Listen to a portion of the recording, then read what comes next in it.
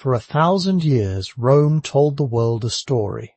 It was the story of an empire that could not be broken.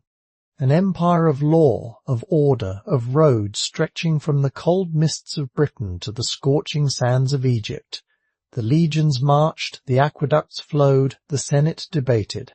And at the center of this story was a simple, unshakable claim.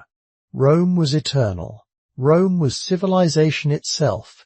Everything beyond its borders was darkness, and everyone outside its walls was a barbarian. It was a powerful story. Millions believed it. Emperors staked their reigns on it. Generals fought and died for it. Poets celebrated it. Architects built monuments to its glory. And for centuries the story was close enough to the truth that no one questioned it too deeply. But by the 5th century of the Common Era, something had changed. The legions were gone, replaced by hired swords from the very peoples Rome called savages. The emperors were children, puppets, figureheads guarded by Germanic bodyguards who held the real power behind a screen of ancient ceremony. The great cities of the West were shrinking behind crumbling walls, their populations dwindling, their tax revenues collapsing into uncollectible assessments that existed only on paper. And still, Rome insisted it was Rome.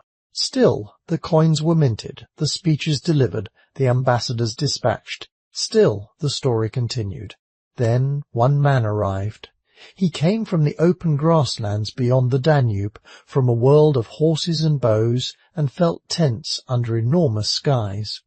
His name was Attila. The Romans called him the Scourge of God. They painted him as a monster, a destroyer, a force of nature without mind or purpose, the embodiment of everything their civilization existed to keep at bay. But here is what they never told you. Attila did not destroy Rome. He did not need to. All he did was push against the walls, steadily and precisely, and the whole structure revealed itself for what it was, empty, a civilization sustained not by strength, but by the memory of strength, propped up by habit and gold, and the fading reputation of a power that had ceased to function generations before he was born. How did a man born on the steppe, a man Rome dismissed as a barbarian, see through the most elaborate political fiction in the ancient world? How did he force an empire that still believed its own mythology to confront the truth about itself? And what did it mean that everything he exposed, every weakness, every fraud, every gap between Rome's words and Rome's reality, turned out to be right? Before we continue, if you find yourself drawn to documentaries that look beneath the surface of the figures history chose to forget or chose to misremember, consider subscribing to The Long Shadow. Leave a comment below and tell me, where in the world are you watching from tonight? Now, let us go back 15 centuries to an empire that was already dying. To answer those questions, we cannot start with Attila's birth. We need to start earlier, with the empire itself, with the Rome of the early 400s. Because the lie did not begin when Attila arrived at the gates, it had been building for generations, and by the time the boy who would become the Scourge of God opened his eyes for the first time, the empire he would one day terrify had already begun to eat itself alive. In the year 410, Rome was sacked for the first time in nearly 8 centuries. The Visigoths under their king Alaric breached the walls and spent 3 days looting the city that had once ruled the known world. The shock was felt across the Mediterranean. St. Jerome, writing from Bethlehem, wept. Augustine of Hippo began composing The City of God, an attempt to explain how the empire of Christian civilization could suffer such humiliation. But the sack of 410, dramatic as it was, revealed something that many already knew, but few dared say aloud. The Western Roman Empire was no longer capable of defending itself. The roots of this collapse stretched back generations. The crisis of the 3rd century had shattered the old structures of imperial governance. Decades of civil war, plague, and economic upheaval had left the empire fractured and exhausted. Diocletian's reforms at the end of the 3rd century had stabilized things temporarily, and Constantine's reign in the early 4th century had given the empire a new religion and a new capital in the east. But the West never fully recovered. By the late 4th century, the Western emperor was often a figurehead. Real power rested with military commanders, many of them of Germanic origin, who controlled the armies and dictated policy from behind the throne. The economy told its own grim story. The great estates of the Italian countryside were worked by tenants who were bound to the land in all but name. Trade routes that had once connected the entire Mediterranean were contracting. Cities that had thrived for centuries were losing population as residents fled to the countryside to escape crushing taxation. The tax base shrank decade by decade, which meant fewer resources for the army, which meant more reliance on barbarian mercenaries, which meant less loyalty in the ranks and less Roman about the Roman military. It was a cycle that fed on itself, and no emperor had found a way to break it. And yet the fiction persisted. The Senate still met. The emperor still wore the purple. Ambassadors still arrived from distant lands and were received with elaborate ceremony. Coins were still minted with triumphant inscriptions celebrating victories that had not been won. The machinery of empire continued to turn, but the engine behind it was gone. What remained was a performance, a civilization running on reputation and habit, sustained not by strength, but by the memory of strength. The Eastern Empire, ruled from Constantinople, was in better shape. The great walls built by Theodosius surrounded a city of perhaps 500,000 people, protected by a formidable navy and funded by the richer provinces of Egypt, Syria, and Asia Minor. Constantinople could still field armies, still collect taxes, still project power across the eastern Mediterranean. But even the East had learned a dangerous habit. When threatened, it preferred to pay rather than fight. Gold was cheaper than blood, and there was always someone willing to accept a bribe in exchange for peace. This was the world waiting for Attila. Not the Rome of Augustus and Trajan. Not the Rome of marble forums and disciplined legions marching in lockstep.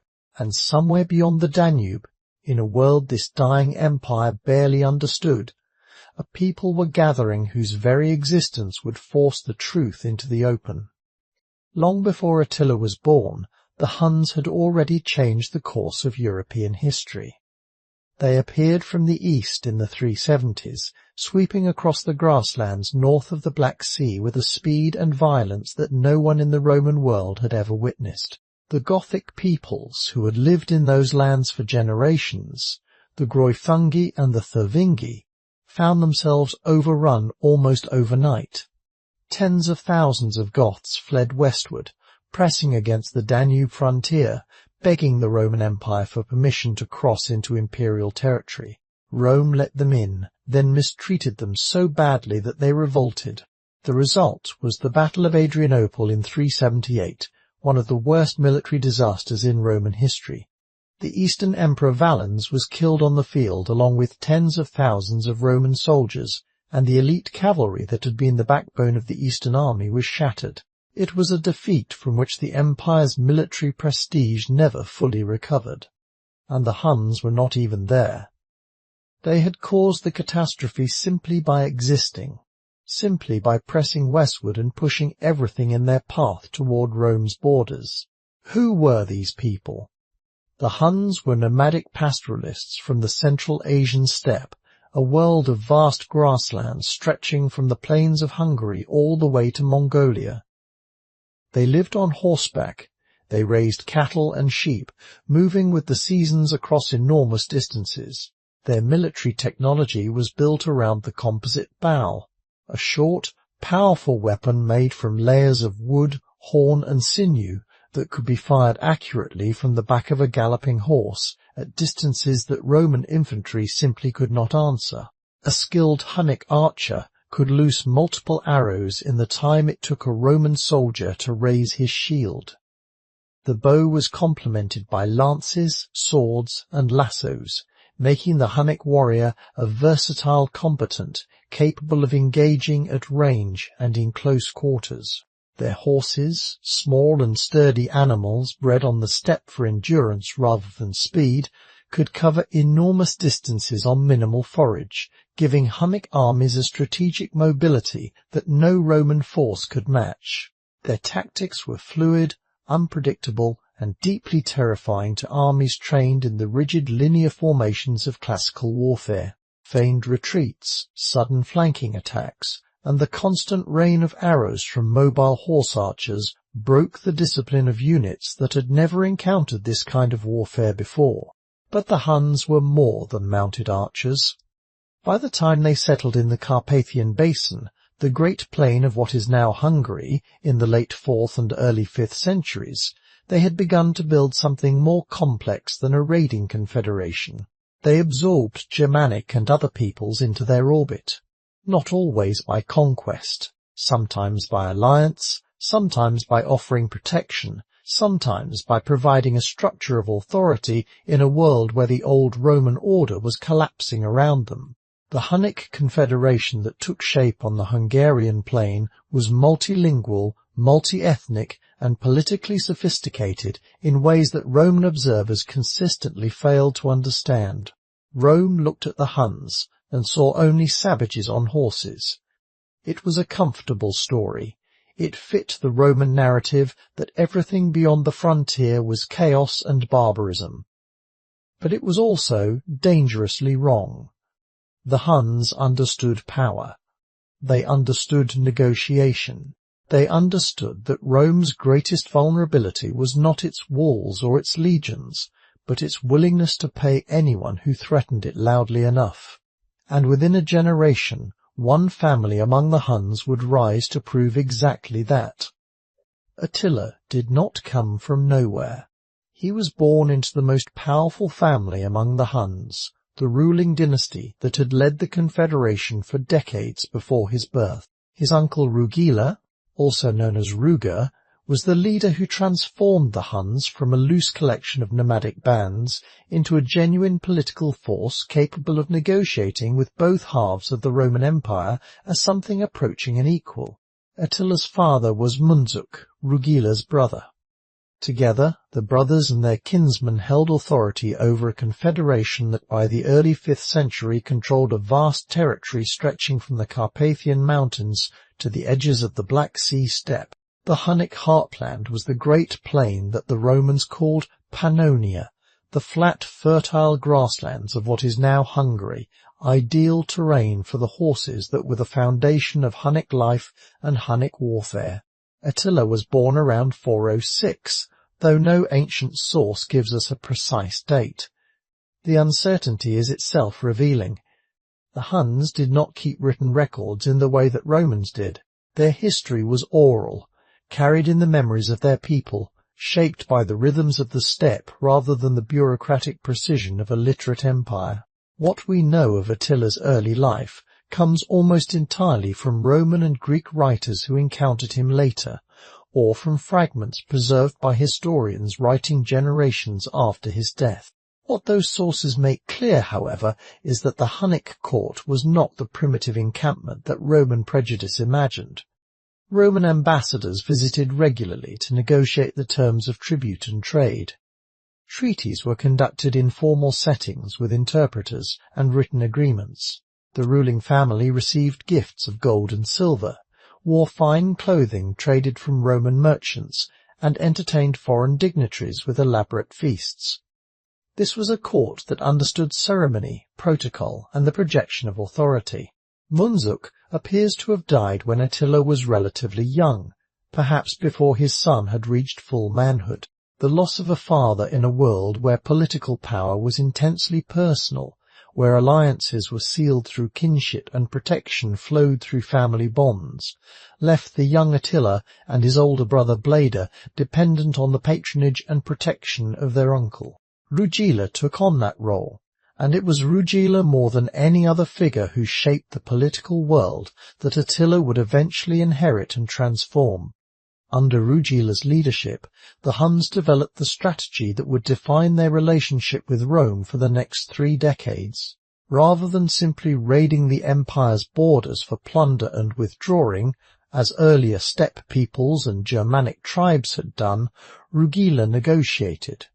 He treated with the Romans as a sovereign equal. He demanded annual payments of gold in exchange for maintaining peace along the Danube frontier. He hired out Hunnic cavalry as mercenaries to Roman commanders, who desperately needed reliable mounted soldiers to fight their own internal civil wars and frontier conflicts. He made Rome dependent on Hunnic military power while simultaneously extracting payment for not directing that same power against Rome's provinces. It was an elegant, almost paradoxical system. The Huns were simultaneously Rome's greatest military asset and its most dangerous potential enemy, and Rugila ensured that the empire paid handsomely for both roles. But the most extraordinary chapter of Attila's education would not take place on the steppe. As a boy, he was sent to the one place no one would expect to find the future scourge of Rome, Rome itself. In the diplomatic culture of the late Roman world, the exchange of high-born hostages between rival powers was common practice. It was a guarantee of good faith, a way of ensuring that treaties would be honored because each side held someone precious to the other. The most famous example of this practice connects directly to our story. In the early 5th century, the young Roman nobleman Flavius Aetius was sent to live among the Huns. He learned their language, their customs, their way of war. He rode with their warriors, ate with their families, and became one of them in ways that would shape the rest of his life and the fate of the Western Empire. And in the other direction, according to tradition, the young Attila was sent to Rome. The details are uncertain. Priscus, the Greek historian who is our most valuable source on Attila's life and world, does not give us a full account of these early years. But later sources preserve the tradition, and it carries weight because it explains what everyone who dealt with Attila in later life noticed. He understood Rome. Not in the way a foreign king understands a rival power through reports and intermediaries. He understood it from the inside. He spoke Latin. He grasped the intricacies of Roman court politics, the rivalries between generals and senators, the delicate dance between the emperor and the military commanders who actually held the power. He knew where the money came from and where it went. He knew which provinces were rich and which were poor, which armies were loyal and which were for sale. Most importantly, he understood the gap. The enormous, yawning gap between what Rome claimed to be and what it actually was. He had walked the streets of cities that still called themselves eternal while the plaster crumbled from the walls and weeds pushed through the cracks in the forums. He had seen the hired barbarian soldiers who guarded the emperor and his family, the same barbarians that Roman orators still denounced as subhuman in their public speeches to cheering crowds who depended on those very soldiers for their safety. He had watched the elaborate rituals of imperial court life, the careful choreography of entrances and processions and formal audiences, and he had understood them for what they were. A performance. A civilization acting out its own memory because the substance behind the performance had been hollowed out over generations. There is something almost novelistic about this arrangement. 2 boys, Attila and Aetius, each sent to live among the other's people, each learning the language, the tactics, the vulnerabilities of the other side, each absorbing knowledge that would one day be turned into a weapon. The Roman boy who grew up among the Huns would become Rome's last great general. The Hunnic boy who grew up among the Romans would become Rome's most dangerous enemy, and when they finally faced each other across a battlefield decades later, it would be a collision between 2 men who understood each other's worlds better than almost anyone alive. But that confrontation was still far in the future. For now, the young Attila returned to the steppe carrying no weapons, no stolen gold, no Roman secrets written on parchment.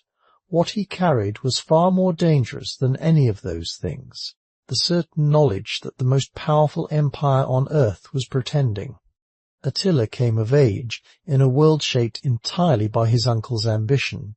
Rugila had spent the 420s consolidating Hunnic power, extending the Confederation's reach across the Carpathian Basin and refining the art of extracting Roman gold.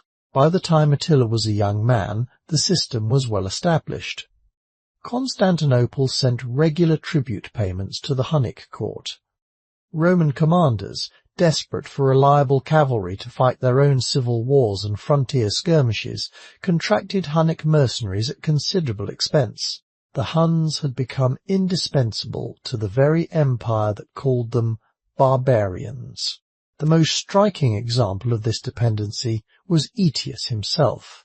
The Roman who had grown up among the Huns returned to the Western Empire as a young officer and climbed the ranks of a political system riven by faction and personal rivalry. The Western court was a snake pit. Military commanders competed for control over weak emperors, and the losers often paid with their lives. In 433, when Aetius needed muscle to secure his position as the dominant figure at court, it was Hunnic cavalry that he called upon. Rugila sent warriors, and Aetius used them to crush his rival Boniface and establish himself as the effective ruler of the Western Empire in all but name. The arrangement suited everyone involved, at least on the surface. Aetius got his soldiers, Rugila got paid, and the fiction was maintained that Rome was still running its own affairs, that the Western Emperor still ruled from Ravenna as his predecessors had ruled from Rome, that the legions were still fundamentally Roman in character and loyalty. In reality, a Roman general was using barbarian mercenaries funded with borrowed gold to maintain a government that existed primarily to collect taxes from provinces that were themselves slipping beyond effective imperial control. The entire structure was held together by habit, by the inertia of institutions that had operated for so long that no one could quite imagine them stopping. But the substance behind the machinery was draining away year by year, and the performance grew more elaborate as the reality behind it grew thinner. Attila observed all of this from close proximity. He saw that Rome could not function without Hunnic military support, yet still insisted on treating the Huns as subordinates in the diplomatic relationship. He saw that the gold flowed north, not as tribute between equals, but as the price of survival dressed up in the formal language of diplomacy. Every embassy that arrived at Rugila's court bearing gifts and compliments was, in reality, an admission of dependence. The Romans knew it. Rugila knew it, and Attila was learning from both sides. Rugila died around 434, probably during preparations for a military campaign against the Eastern Empire. The ancient sources are vague about the circumstances. One tradition claims he was struck by lightning, which may be a later embellishment or a metaphor for sudden death. Whatever the cause, his passing opened a new chapter. The succession was not seriously contested. Rugila had evidently designated his two nephews as his heirs, following the Hunnic tradition of shared leadership. Attila and his older brother Bleda became joint kings of the Hunnic Confederation.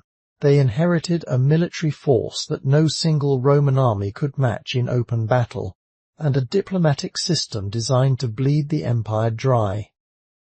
The question was what they would do with it.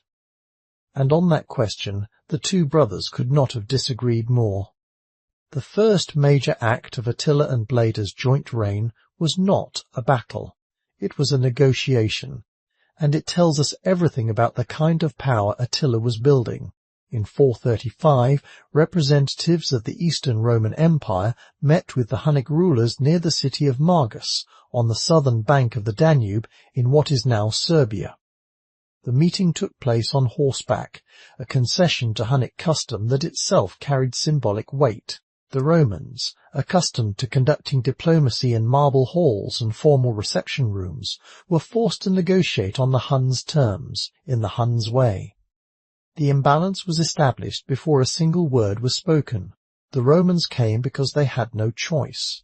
Rugila had been pressuring Constantinople before his death, and his nephews made it clear that the pressure would not relent simply because leadership had changed hands. The result was the Treaty of Margus, and its terms read less like a diplomatic agreement than a document of surrender. The annual tribute paid by Constantinople to the Huns was doubled, from 350 to £700 of gold per year.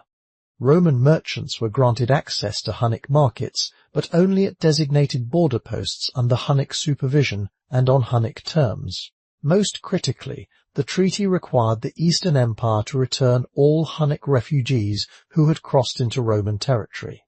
Any person who had fled the Hunnic Confederation and sought shelter within the empire was to be handed back without exception. This refugee clause was not incidental. It was the heart of the agreement. It meant that Constantinople was effectively enforcing Hunnic domestic policy on Attila's behalf. If a Hunnic subject ran from Attila's authority, Rome itself would drag them back. Think about what this meant in practice. The empire that claimed dominion over the civilized world, that styled itself the protector of order and justice, had agreed to function as the enforcement arm of a power it publicly dismissed as barbaric. The tribute was humiliating enough. But the refugee clause went further. It made Rome complicit. It erased the distinction between Roman sovereignty and Hunnic power that the empire's entire self-image depended on. And Attila understood exactly what he had achieved. The treaty was not just about gold, though the gold was welcome. It was about establishing a relationship in which Rome's subordination was written into the text itself, hidden beneath the formal language of diplomacy, but perfectly visible to anyone willing to look. There is a pattern here that would repeat itself throughout Attila's career. Each treaty was not merely a settlement of the current dispute. It was the foundation for the next demand.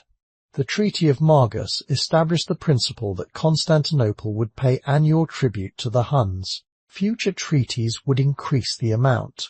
Each increase would be justified by Roman violations of the previous agreement, violations that were sometimes real and sometimes invented.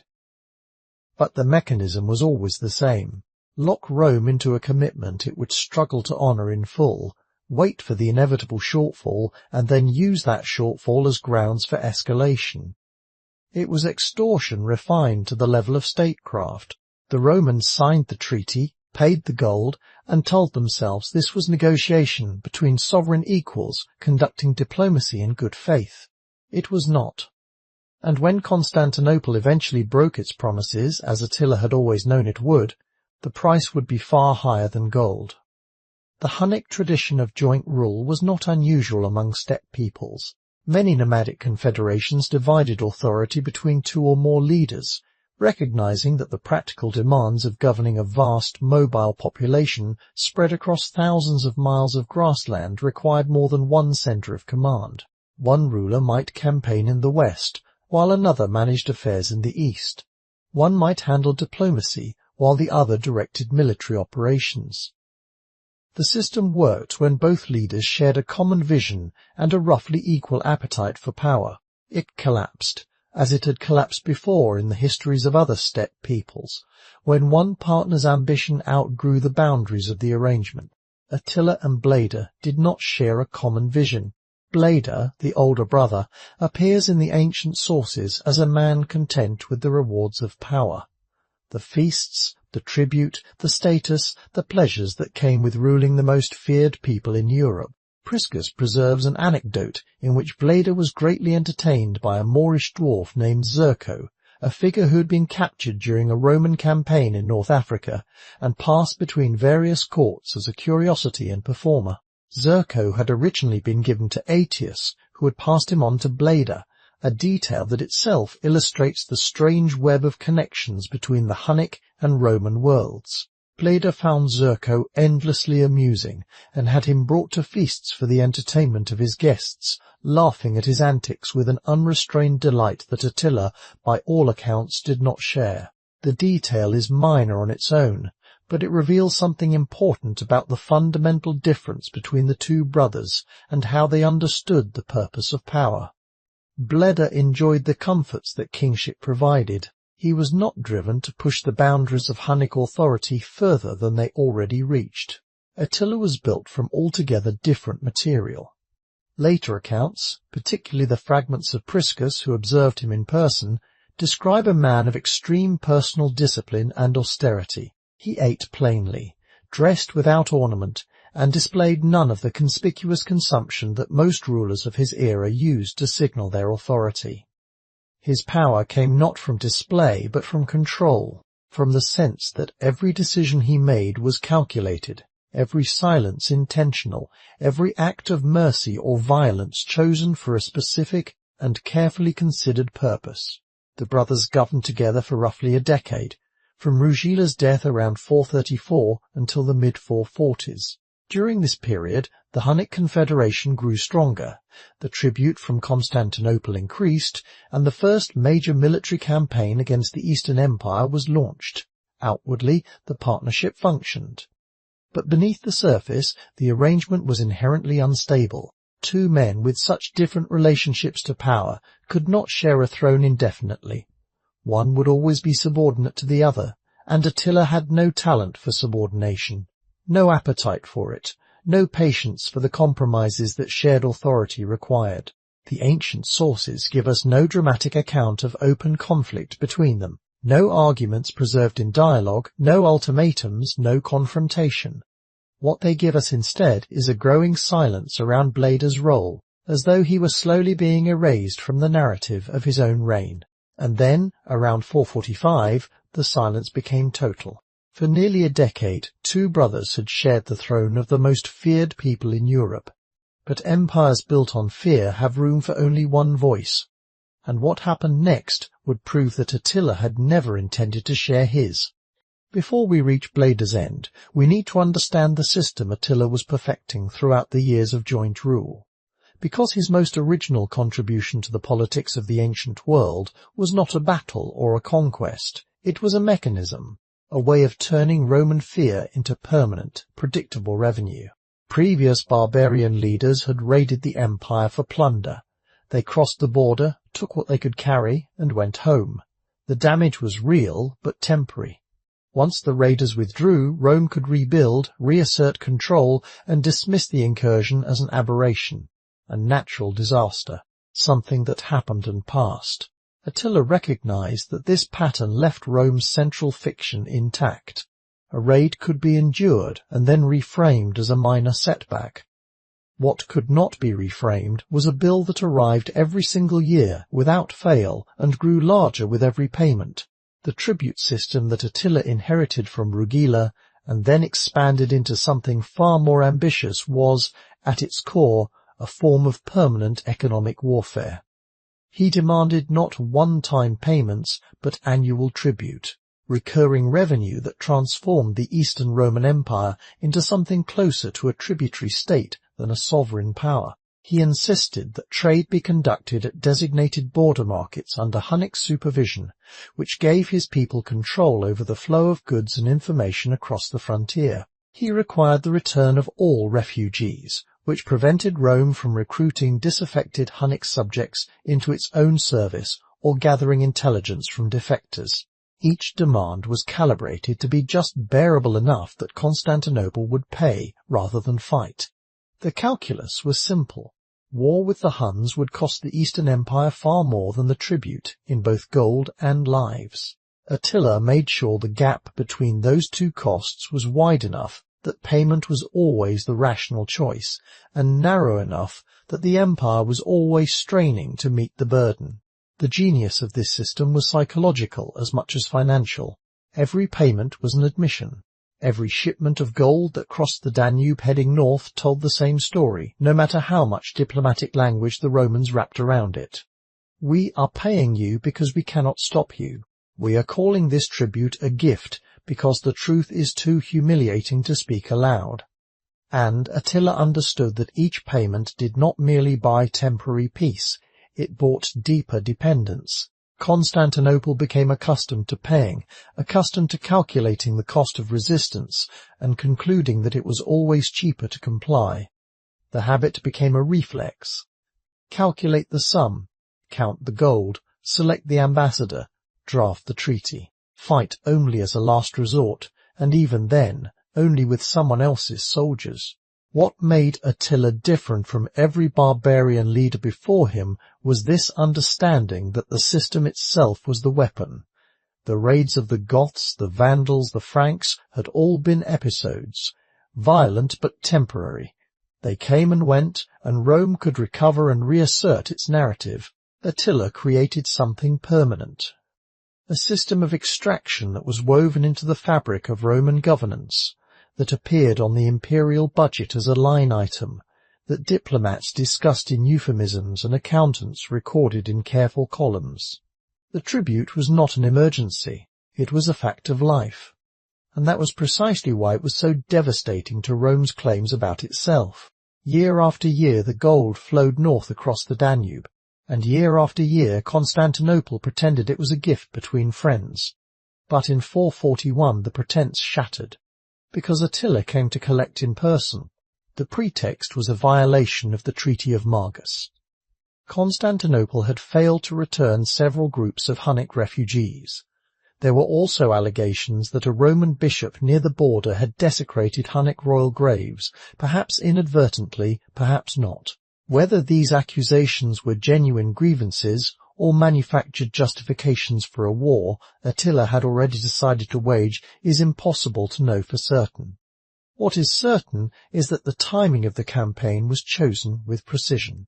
In 441, the Eastern Empire's main field army was deployed far from the Balkans.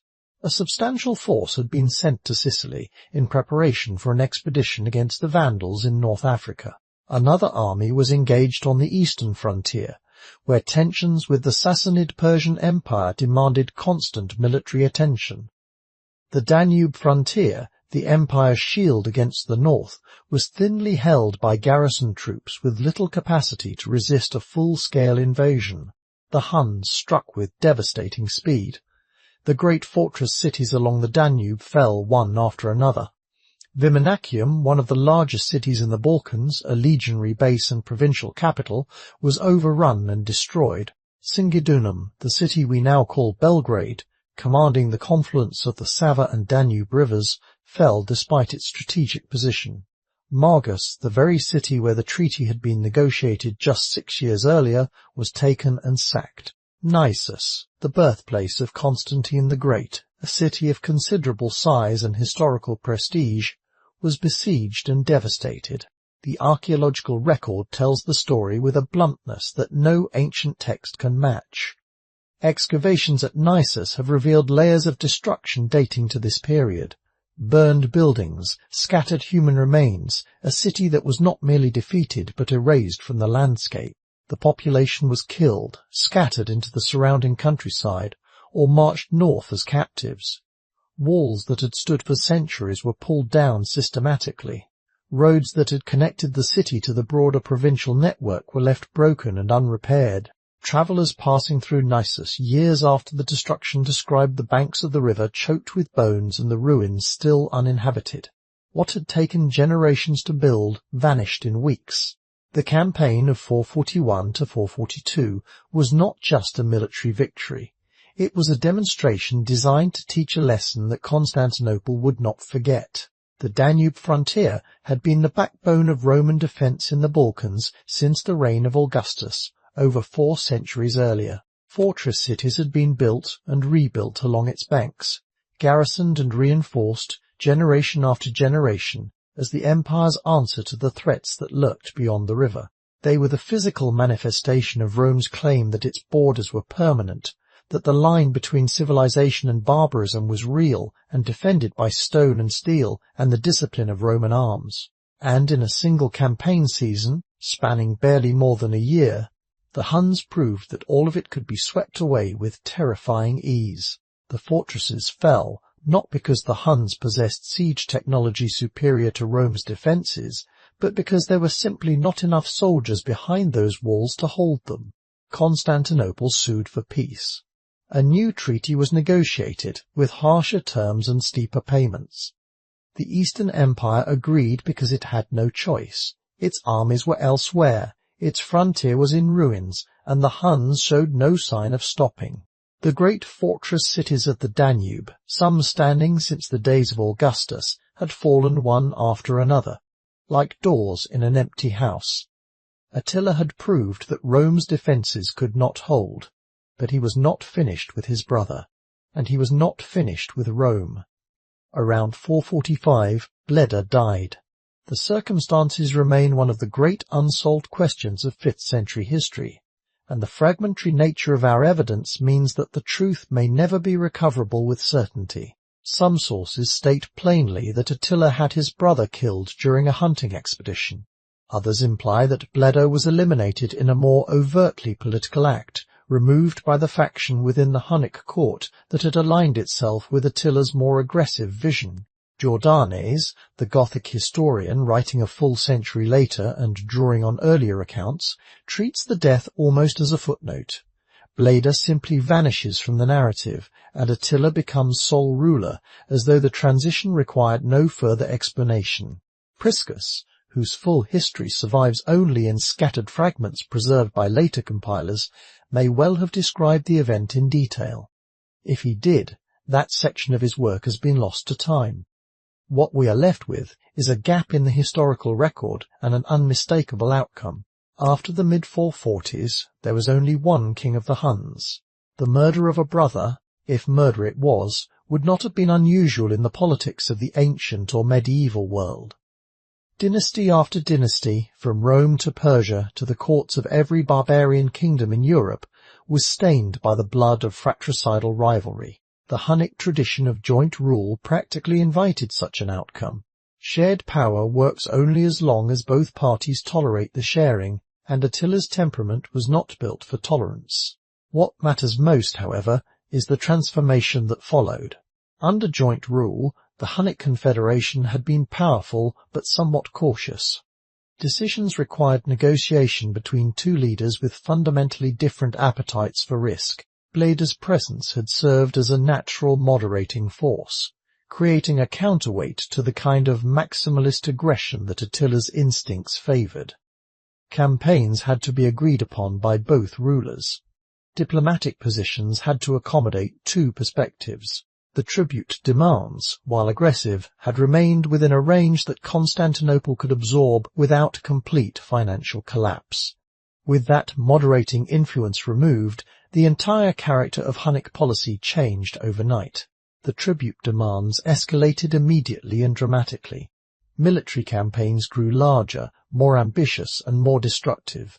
The diplomatic stance toward both halves of the Roman Empire hardened from coercive negotiation to something closer to naked domination. Attila no longer needed to persuade a co-ruler. He no longer needed to compromise with a brother whose vision of Hunnic power was smaller and more comfortable than his own. Every decision now flowed from one mind, and that mind had spent a decade observing Roman weakness and calculating exactly how far it could be exploited. Whether Attila murdered his brother, maneuvered others into doing it, or merely benefited from a convenient death, the outcome was identical.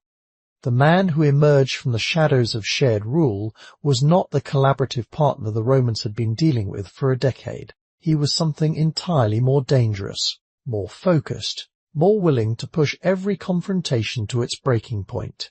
There were no more compromises, no more shared decisions, no more brother to counsel patience or restraint. There was only Attila, and the empire he now held in a single fist. And the Romans had never faced anything like what was coming next. With sole power secured, Attila set about building something that had never existed before on the European landmass. Not a kingdom in the Roman sense, not a tribal confederation in the old steppe tradition, something new.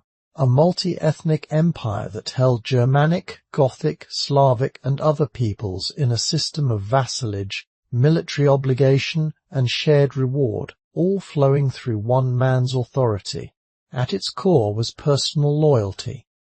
The subject, kings and chieftains of the Gepids, the Ostrogoths, the Rugians, the Heruli, the Scyrians, and dozens of smaller groups, owed their allegiance not to a Hunnic state, or a Hunnic constitution, or a Hunnic code of law.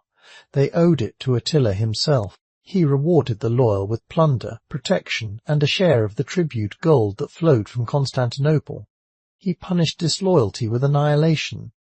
There was no bureaucracy to mediate between the ruler and the ruled, no senate to dilute his decisions, no provincial governors pursuing their own agendas in distant regions. There was Attila, and beneath him everyone else. This structure made the Hunnic Empire extraordinarily responsive. Decisions could be made and executed with a speed that Roman governance, tangled in its own administrative layers of competing officials and provincial interests, could never match. When Attila decided to move, his entire confederation moved with him. When he demanded soldiers, they appeared within weeks rather than the months or years that Roman mobilization required. The subject peoples provided infantry to complement the Hunnic cavalry, creating combined armies of considerable size and tactical flexibility that the Romans found deeply difficult to counter in the field. The Gepids provided heavy infantry. The Ostrogoths contributed their own cavalry tradition. Smaller groups filled specialist roles or served as garrison forces in the territories Attila held. It was a military system of remarkable efficiency, bound together not by logistics or bureaucracy, but by one man's reputation. Christian writers in the Roman world gave Attila the title Flagellum Dei, the Scourge of God. The label was intended as a theological explanation, a way for a Christian empire to make sense of how a pagan warlord from beyond the Danube could humiliate the civilization that believed God was on its side. If Attila was winning, the reasoning went, it must be because God was using him as an instrument of divine punishment, a whip applied to the backs of sinful Christians to drive them toward repentance and renewed faith. But the title, intended as theology, inadvertently captured something far more revealing than its authors meant. Attila's existence was a judgment, not from any god, but from history itself. His empire worked. It fed its people, defended its borders, projected power across a continent. It did all of this without Roman law, without Roman roads, without Roman aqueducts, without Latin, without any of the things that Rome insisted were the prerequisites of civilization. And in doing so, it posed a question that Rome could not answer. If civilization means what you say it means, then why does your empire need to hire my soldiers to survive? Rome had spent centuries telling itself that civilization required walls, laws, and Latin. Attila had built something that functioned without any of those things, and now he turned his attention back to the empire that still believed its own story. In 447, Attila launched a second invasion of the Eastern Roman Empire. This time there would be no half measures, no limited campaign to punish treaty violations and extract a revised agreement. This was something larger, a demonstration of total military dominance designed to break Constantinople's will entirely. The scale of the campaign dwarfed everything that had come before. The Huns swept south through the Balkans with an army that ancient sources describe as vast, though precise numbers are, as always, impossible to establish with confidence. City after city fell. The destruction was systematic and thorough. Attila was not raiding for plunder and then withdrawing. He was dismantling the entire defensive infrastructure of the Balkans, fortress by fortress, wall by wall. Cities that had been rebuilt after the 441 campaign were destroyed again. Others that had escaped the first invasion were not fortunate enough to survive the second. The Huns advanced far deeper into Roman territory than they had before. They reached Thermopylae, the legendary narrow pass in central Greece where 3 centuries of Spartans had once held off the Persian army of Xerxes. The symbolism was impossible to miss. A place that represented the most famous defensive stand in the entire Greek historical tradition fell to the Huns without a comparable resistance. Ancient sources list over 70 cities and fortifications destroyed during the campaign, though the exact number is impossible to verify. What is clear is that the devastation was so widespread that entire regions of the Balkans were depopulated for years afterward, their agricultural lands left fallow, their populations scattered or enslaved. Then came an event that seemed almost supernatural in its timing.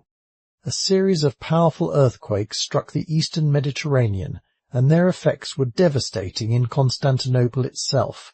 Sections of the Theodosian walls, the massive triple line of fortifications that had protected the capital since the early 5th century, crumbled and collapsed. Towers toppled. Entire stretches of curtain wall fell into rubble. The walls that were supposed to be impregnable, the greatest feat of military architecture in the ancient world, the structure that every strategist in Europe agreed could not be taken by force, had been breached by the earth itself. Emperor Theodosius II ordered emergency repairs, mobilizing the racing factions of the Hippodrome, the Blues and the Greens, to work alongside soldiers and civilians in a frantic effort to patch the gaps before the Huns arrived.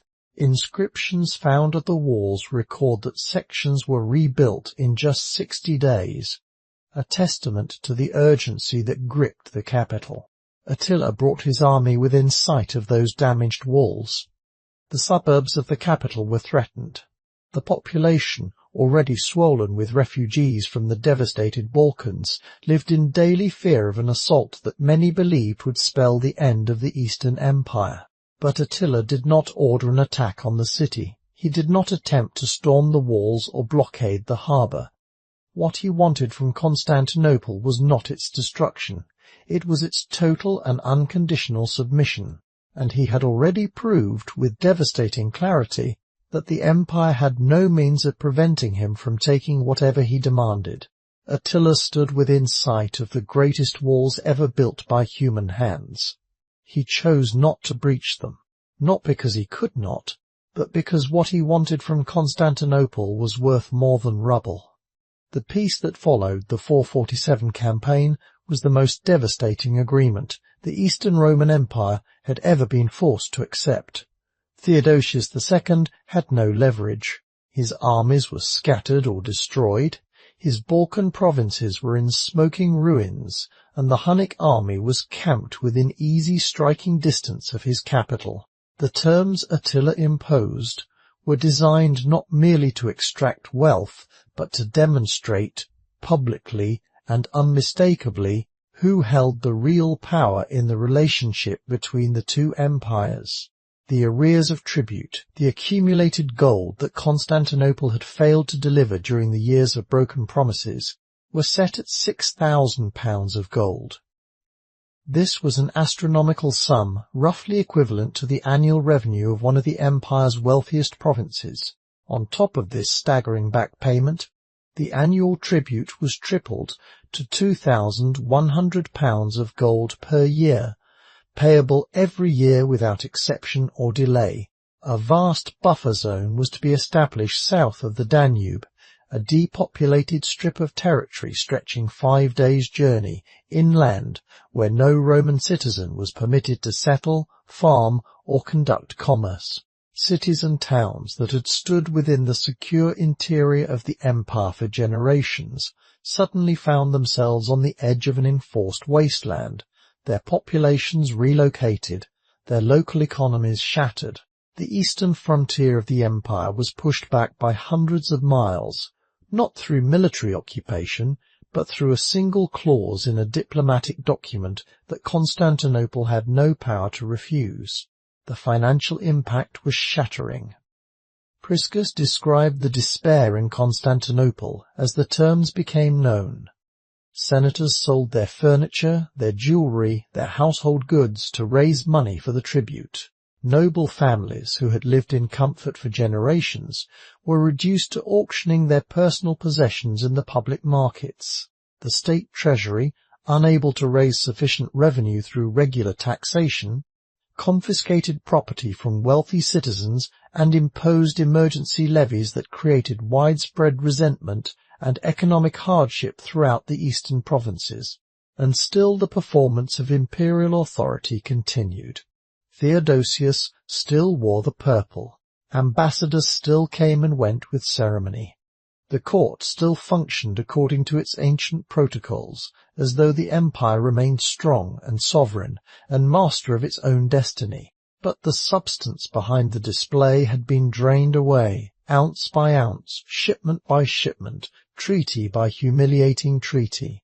Constantinople was paying an enormous percentage of its annual revenue to a man it called a barbarian, and the payment bought nothing except the temporary absence of destruction. It was not peace in any meaningful sense. It was a protection arrangement, and everyone involved, from the emperor to the lowest tax collector, understood it. The humiliation gnawed at the Eastern court.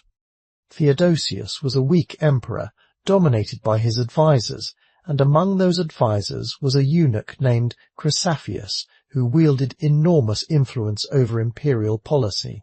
Chrysaphius studied the tribute flowing north, the prestige draining from the imperial title, and the growing restlessness among the aristocracy, and he arrived at a conclusion that said far more about Rome than it did about the Huns.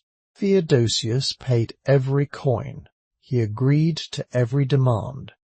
And then, in the privacy of his court, the Emperor of Rome decided that if he could not defeat Attila on the battlefield, there was another way to rid the world of the scourge of God. In 449, the Eastern Roman court set in motion one of the most audacious and revealing assassination plots in the history of the ancient world. The architect was Chrysaphius, the eunuch who had become Theodosius II's most trusted minister. The target was Attila, and the method was as cynical as it was dangerous. The assassination would be concealed within an official diplomatic embassy, hidden behind the rituals of civilized conduct that Rome claimed to embody. The plot took shape when a Hunnic envoy named Edico arrived in Constantinople to discuss the ongoing disputes over refugees and tribute payments. Chrysaphius assessed Edico carefully and made his approach. He offered the Hunnic ambassador a fortune in gold if he would murder Attila upon his return to the Hunnic court. The details were spelled out. The gold was prepared and packed for transport. Edico appeared to agree. An elaborate diplomatic cover was arranged in the form of an official embassy to Attila's court, led by a diplomat named Maximinus.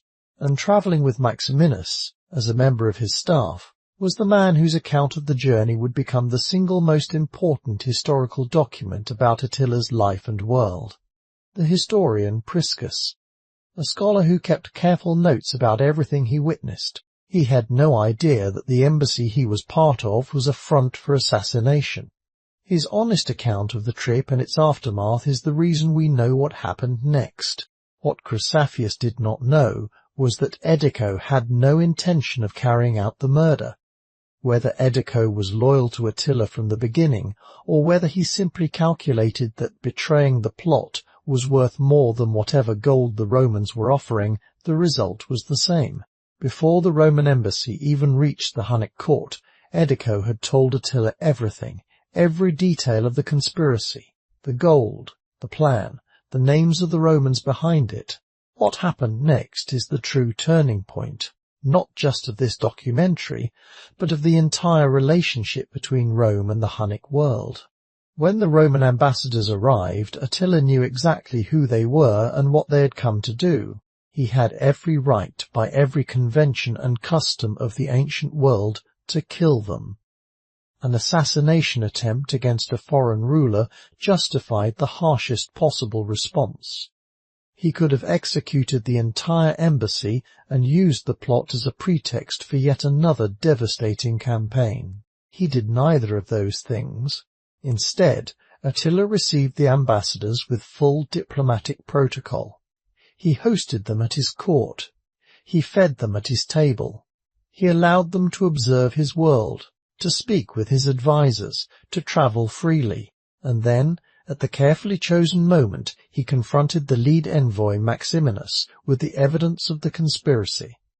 Maximinus, who appears to have been genuinely ignorant of Chrysaphius's scheme, was horrified. Attila let the shock do its work. Then he sent the Romans home, alive, bearing a message for Theodosius that was devastating in its simplicity. Rome had sent assassins disguised as diplomats. Attila responded by hosting them as guests, feeding them at his table, and letting them live to carry their shame home to Constantinople. The empire that called itself civilized had just been taught a lesson in restraint and mercy by the man it called a barbarian.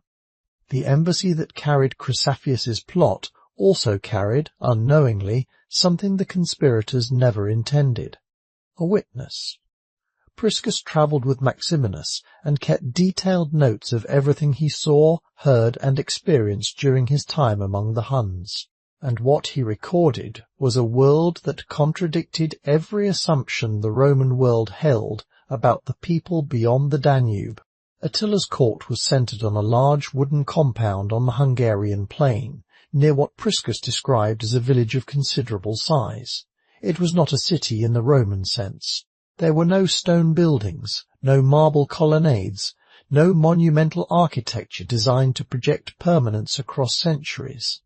Instead, there were wooden halls and structures, the largest belonging to Attila himself, surrounded by a wooden stockade. The compound was practical, functional, and deliberately austere.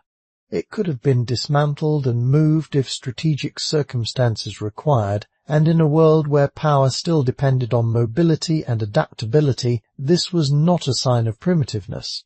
It was a strategic choice. But it was inside the great hall that Priscus witnessed something he clearly never forgot. At a formal feast held for foreign dignitaries and the Hunnic elite, the guests ate from silver platters and drank from cups of gold and silver, gifts and tribute accumulated from the Roman Empire and from trade across the steppe. The food was abundant and varied, the wine flowed generously, musicians played, and poets recited heroic verse, praising the deeds of Hunnic warriors, and the assembled guests enjoyed the full extravagance that the vast wealth flowing from Constantinople had made possible. Attila sat at the head of the hall. He drank from a wooden cup. He ate plain meat from a wooden plate. He wore no gold jewellery, no ornamental brooch, no embroidered silks, while the entire room celebrated around him.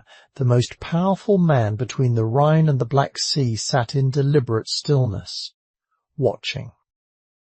The wooden cup was not poverty, it was a statement. It said that while the rest of the world measured power by consumption, Attila measured it by control. His austerity set him apart from every person in the room and above them all. But the most unsettling encounter of Priscus's visit was not with Attila. It was with a Greek man, a former merchant who had been captured by the Huns during one of their Balkan campaigns and who now lived freely among them, having earned his freedom through service. When Priscus expressed sympathy for his situation, expecting gratitude and longing for home, the Greek turned the conversation entirely on its head. He told Priscus that his life among the Huns was better than his old life in the empire. The taxes were lower, the justice was swifter and more honest. A common man could live in peace without the constant threat of corrupt officials, predatory lawyers, and crushing financial obligations. Under Rome, he said, a poor man was ground down by a system designed to serve the rich. Under the Huns, at least a man was left alone to live his life. Priscus, by his own account, struggled to respond. The Greek had not merely criticized the Roman Empire. He had rejected it. He had weighed the two civilizations against each other and chosen the barbarians. And he had done so on rational, articulate grounds that Priscus could not easily dismiss. The Greek merchant told Priscus plainly that he had no desire to return to the empire. Priscus had no adequate answer. And somewhere beyond the walls of Attila's compound, news was arriving from the Western Roman court. A letter, a ring, and an invitation that would change everything. In the year 450, or perhaps slightly earlier, Attila received a communication that would redirect the entire trajectory of his ambitions. It came not from an enemy, not from a rival, but from within the Roman imperial family itself. Justa grata. Honoria was the sister of the Western Roman Emperor Valentinian III. She was a woman of considerable intelligence and fierce ambition, trapped in a political system that permitted women neither independence nor power.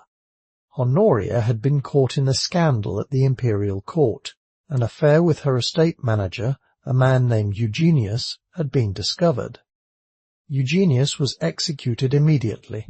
Honoria was punished by being betrothed against her will to a Roman senator named Herculanus, a safe, politically insignificant man chosen specifically because he would never become a threat to Valentinian's hold on the throne. For Honoria, who had once held the title of Augusta, it was a calculated humiliation designed to remove her permanently from any proximity to power, and so she did something extraordinary. She smuggled a message out of the court to the most feared man in the world. Along with the letter, she sent her personal signet ring. The message reportedly asked Attila for help in escaping the forced marriage. Whether she intended the ring as a marriage proposal is a question that historians have debated for 15 centuries.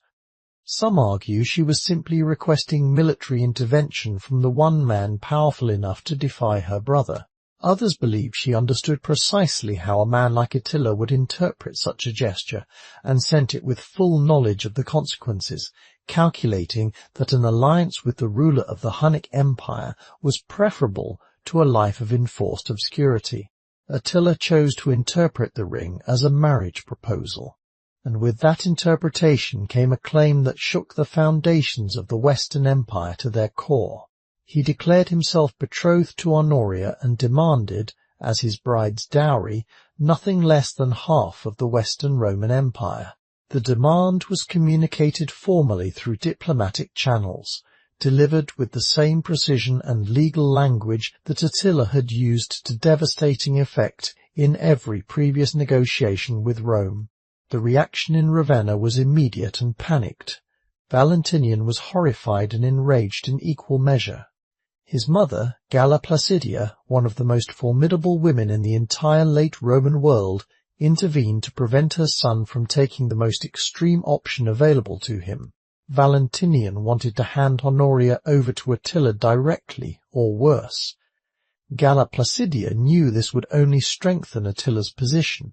She had personal experience with barbarian captivity, having herself been seized by the Visigoths during the sack of Rome in 410 and subsequently married to the Visigothic king Athelf before eventually returning to the imperial court. She understood the dynamics of power between Roman royalty and barbarian rulers in ways that her son did not. Honoria was placed under tighter guard, essentially imprisoned within the imperial household. But the political damage could not be undone. Attila now possessed something no military campaign could have won him, a legal claim. A member of the Western imperial family had, under his interpretation, offered herself to the king of the Huns. Under Roman tradition, a dowry accompanied every marriage, and Attila was defining that dowry as half the Western world. It was audacious, legally dubious, and strategically brilliant, because it forced Rome to respond on ground where no good answer existed. With a single ring, a desperate Roman princess had given Attila something that no army could have won him, a claim to half of the Western world. And Attila intended to collect. Attila's decision to invade Gaul in 451 was not a rash act of aggression. It was the product of careful strategic planning, interlocking alliances, and a clear-eyed calculation that the Western Empire was now weaker and more vulnerable than the Eastern Empire he had spent the last decade systematically milking dry. The diplomatic groundwork had been laid well in advance. Attila had been in contact with Gaiseric, the king of the Vandals, who ruled a powerful kingdom from Carthage in North Africa. Gaiseric had his own reasons for wanting the Visigoths of southern Gaul weakened. The Visigothic king Theodoric I had allied with Rome against the Vandals, and that alliance threatened Vandal interests across the western Mediterranean. An invasion of Gaul by the Huns would force the Visigoths to fight for their own survival on their own soil, eliminating any possibility of a joint Roman-Visigothic offensive against North Africa. It was a convergence of interests that suited both parties, and Attila cultivated it carefully.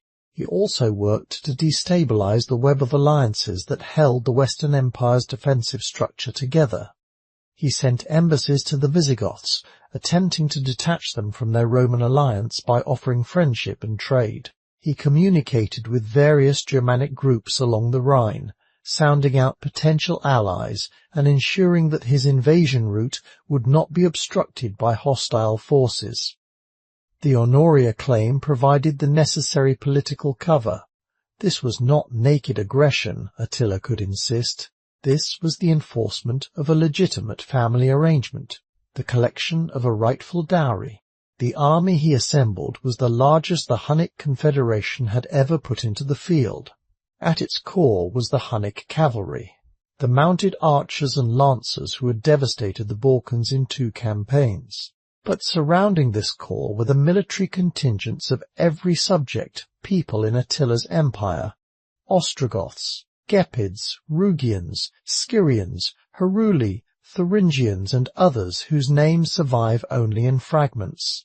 It was a genuinely multi-ethnic force that demonstrated the full extent of Attila's authority. He could summon soldiers from a dozen nations, and they came. In the spring of 451, this army crossed the Rhine and entered Gaul. The invasion force followed the ancient route through the Rhineland, striking first at the cities of the northeast. Metz fell on the 7th of April, the eve of Easter, and was burned. The timing may have been coincidental, or it may have been calculated to maximize the psychological impact on the Christian populations of Gaul. Other cities suffered in rapid succession as the Hunnic advance rolled westward across the landscape. Reims was sacked. Towns and fortresses along the invasion route were overwhelmed before they could organize resistance or evacuate their populations. Attila pushed deep into the heart of Gaul, aiming for the strategically vital city of Orleans on the Loire River. Orleans controlled the crossing of the Loire and the road network linking northern and southern Gaul. Its capture would have split the western defensive position entirely and opened the road south into the Visigothic kingdom in Aquitaine, where Theodoric I, the First Worst, ruled the most powerful barbarian state in the Western Empire. The army that crossed the Rhine was not a horde. It was a multi-ethnic war machine led by the most dangerous strategist alive. And waiting on the other side was the one man who might understand him well enough to stop him: Flavius Aetius, the Roman who had once lived among the Huns. Flavius Aetius is one of the most fascinating and contradictory figures of the late Roman world. Born around 375 into a military family of mixed origins, his father having been a Roman officer with possible barbarian ancestry, Aetius spent his formative years as a hostage among the Huns. He learned their language. He rode with their warriors across the open steppe. He absorbed their tactics, their culture, their social codes, and their way of understanding the world. When he eventually returned to Roman territory, he carried with him a network of personal connections within the Hunnic elite and an understanding of steppe warfare that no other Roman commander could match. Aetius used those connections ruthlessly throughout his career. In the vicious power struggles of the Western Roman court, where military strongmen competed for control over child emperors and weak figureheads, Aetius repeatedly called on Hunnic mercenaries to crush his domestic rivals. When he needed soldiers to fight Visigoths or Burgundians or rebel peasant bands in Gaul, it was often Hunnic cavalry that provided the decisive edge. The barbarians he had grown up among became the instrument of his Roman ambitions, and the contradiction at the heart of that arrangement never seemed to trouble him. The irony was devastating. The man Rome celebrated as its greatest living general, The man later historians would call the last of the Romans could only perform his role because he borrowed military power from the very people who were now threatening to destroy everything he defended. Aetius was, in his own person, living proof of the lie. Rome could no longer fight its own wars with its own people. The entire Western military apparatus depended on barbarian soldiers directed by a commander who was himself half barbarian in formation, temperament, and method. Now, in 451, he faced the ultimate test of his career and his contradictions. His old allies had become his enemies. The Hunnic warriors who had once fought alongside him and under his direction were now marching against him under Attila's command, and the army Aetius managed to assemble to meet this existential threat was itself a monument to everything that had gone wrong with the Western Empire. The core of his force was not Roman legions in the traditional sense.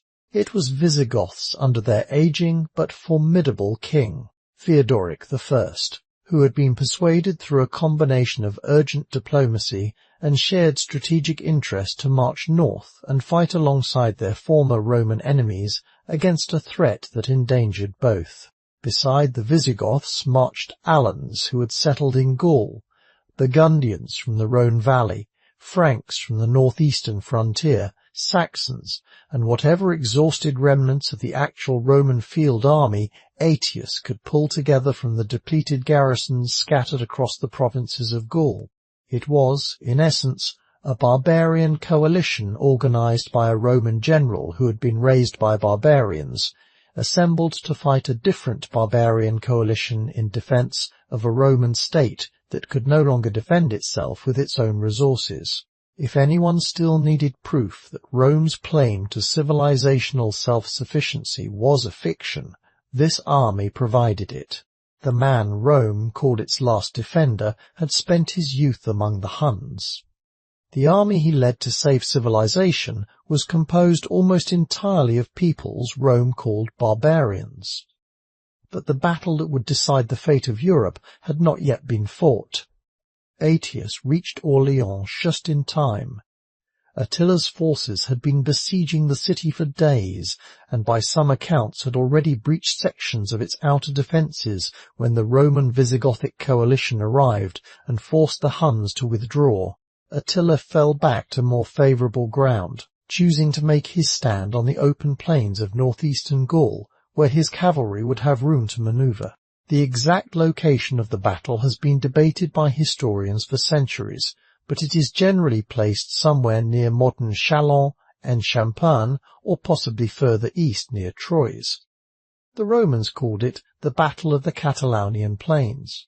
It was fought in June of 451, and it remains one of the largest and most consequential military engagements of the ancient world. Both sides understood the stakes. Attila drew his forces into a vast formation, with the Hunnic cavalry occupying the crucial centre position and the Ostrogoths, Gepids, and other subject contingents deployed on the flanks. Aetius positioned the Visigoths under King Theodoric on his right wing, and the Alans, whose loyalty was less certain, in the centre where they could be watched. The Roman contingent and other allied forces held the left. The battlefield was dominated by a ridge, and the struggle for possession of this high ground opened the fighting. The combat that followed was savage, even by the standards of an era accustomed to large-scale violence. Ancient sources describe the fighting as ferocious and prolonged, with enormous casualties on both sides. Jordanes, drawing on earlier accounts, wrote that a stream running through the battlefield was swollen with blood. The claim is almost certainly exaggerated, but it captures the intensity of the engagement. The pivotal moment came on the Visigothic wing. King Theodoric, despite his age, led a cavalry charge directly into the Ostrogothic lines. He was killed in the fighting. His body was found afterward, trampled beneath the hooves of the war horses, or possibly struck down by an Ostrogothic javelin. The death of a king in battle could easily have broken the Visigothic army's resolve. Instead, it ignited a fury that transformed the course of the day. Theodoric's son Thorismund, rallied his father's warriors and drove forward with renewed ferocity, pushing the Hunnic right flank back and threatening to encircle Attila's position. By nightfall, neither side had achieved a clean and decisive victory. The Huns had been pushed back to their wagon camp, but they had not been routed or destroyed. Attila, according to Jordanes, ordered a pyre of horse saddles built in the centre of his encampment, prepared to throw himself onto the flames rather than be taken alive if the enemy stormed his defences. It was a gesture of defiance. But the final assault never came. Aetius made the decision that has puzzled historians for 1500 years. He did not press the attack. He did not pursue the retreating Huns and attempt to destroy their army while it was vulnerable. Instead, he allowed Attila to gather his forces, withdraw from the battlefield, and eventually retreat eastward out of Gaul. The most common explanation is political rather than military. Aetius needed the Huns to survive as a counterweight against the Visigoths.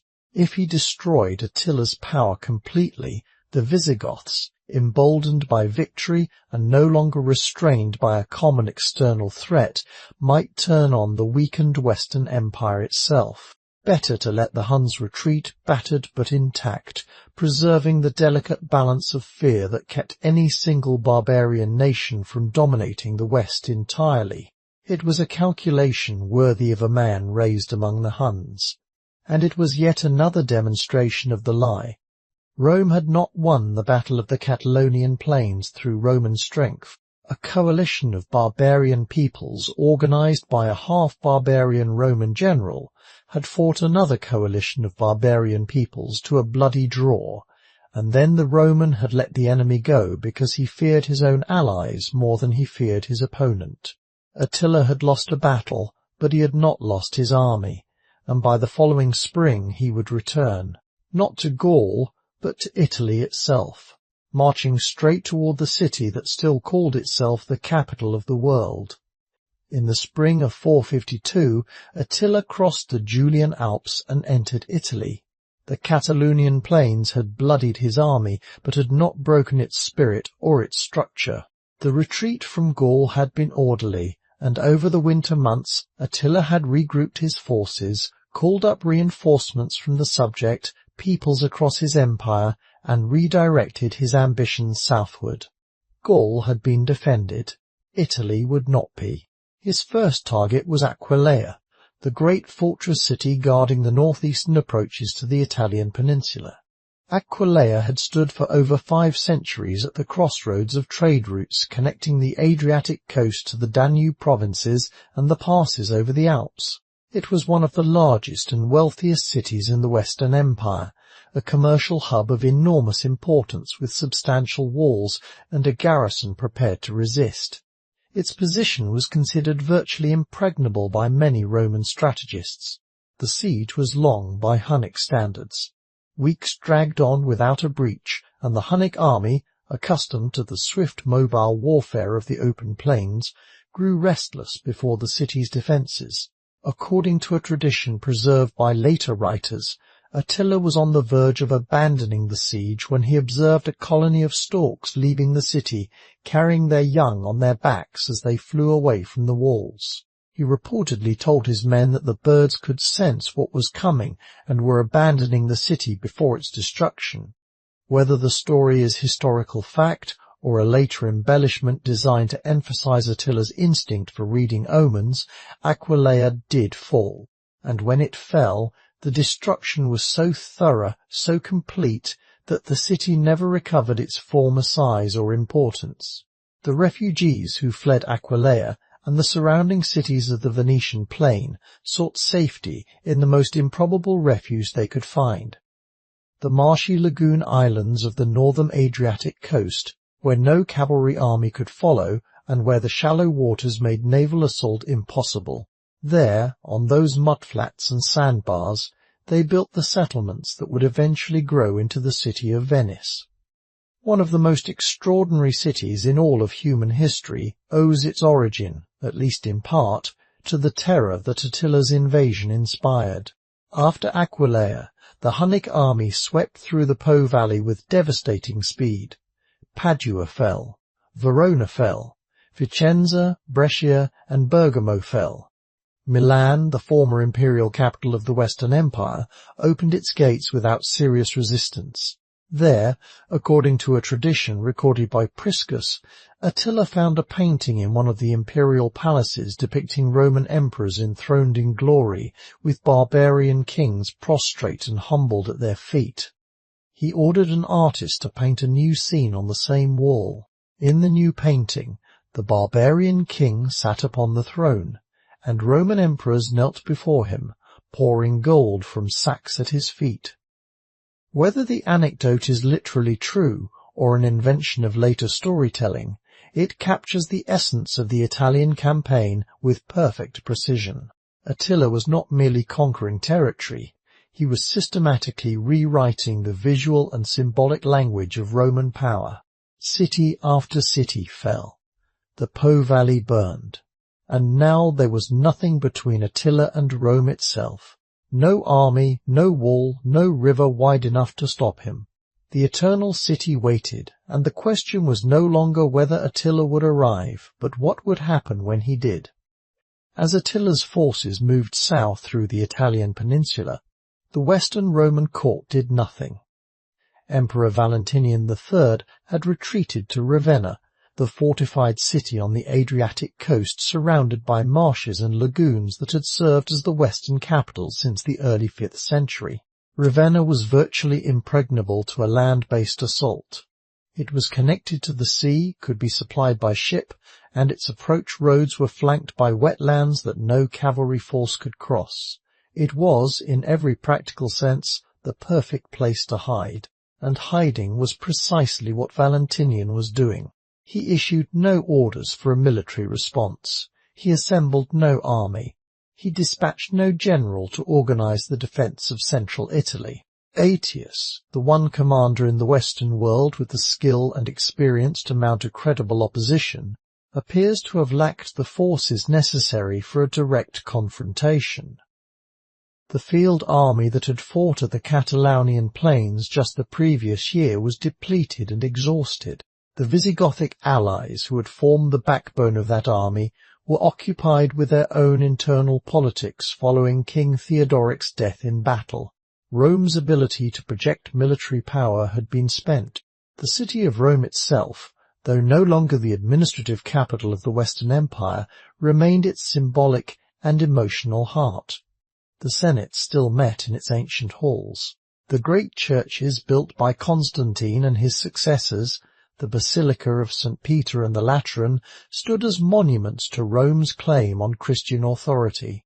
The forums, the arches, the columns and monuments that told the story of 1,000 years of imperial conquest still lined the streets along the Tiber. But the city's military situation was desperate. There was no meaningful garrison capable of resisting a siege, no organized militia, no defensive force beyond the Aurelian walls that encircled the city, walls that had been built in the 3rd century and were now aging and undermaintained in several stretches. The population, which had peaked at perhaps 1 million in the 2nd century, had been declining for generations. The wealthy had fled to country estates. The poor remained, burdened by taxation and haunted by the fresh and terrible memory of Alaric's sack in 410. That trauma was only 42 years old, and now a far more feared enemy was approaching from the north, and no one was coming to stop him. The paralysis of the Western court was total and astonishing. The consuls had no plan. The senators had no armies to call upon, and no military tradition that might have allowed them to improvise one. The emperor would not leave the safety of Ravenna's marshes, and his court produced no strategy beyond hoping that something would intervene. The great machinery of Roman governance, the administrative apparatus that had once coordinated simultaneous military campaigns across 3 continents and managed the taxation, justice, and infrastructure of a population of tens of millions, could not produce a single coherent response to the advance of one man's army. The bureaucracy continued to function in its narrow, mechanical way. Tax assessments were still calculated. Court positions were still filled. Dispatches were still drafted and sealed and sent to provinces that could not respond. But the system had become entirely self-referential. It served itself, not the state it was supposed to sustain. The lie was no longer concealed beneath layers of ceremony and diplomatic language. It stood exposed, visible to anyone with eyes to see. There was no Roman power left to defend Rome. No emperor came. No army marched. In the end, the only man willing to walk out and face the most feared conqueror in the world was not a soldier, not a senator, not a general. He was a priest. In the summer of 452, Pope Leo I rode out of Rome at the head of a small diplomatic delegation.